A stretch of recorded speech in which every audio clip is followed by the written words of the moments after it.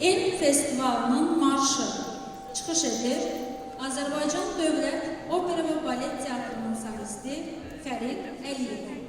Sözləri hörmətli akademik İsa Həbibbəylinin, musiqisi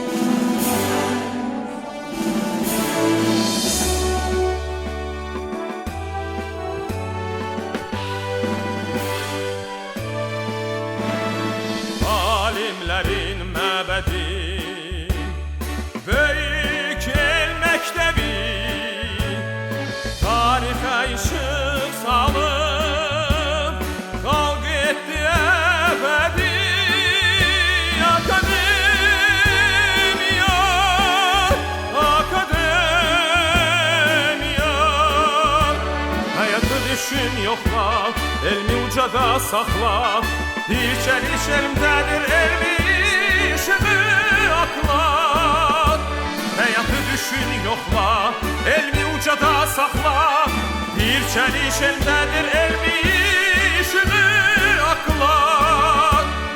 Nəbzində zaman vurur, xalqına milli gürur, ölkədən qüvvət alıb, yeni bir dövran durur. Akademiya,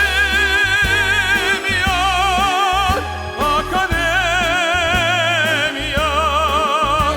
dünya değişir daha, irəli bax qabağa, hər bir iş elmdədir elinə get qabağa. Dünya değişir daha, irəli bax qabağa, hər bir iş elmdədir elinə get.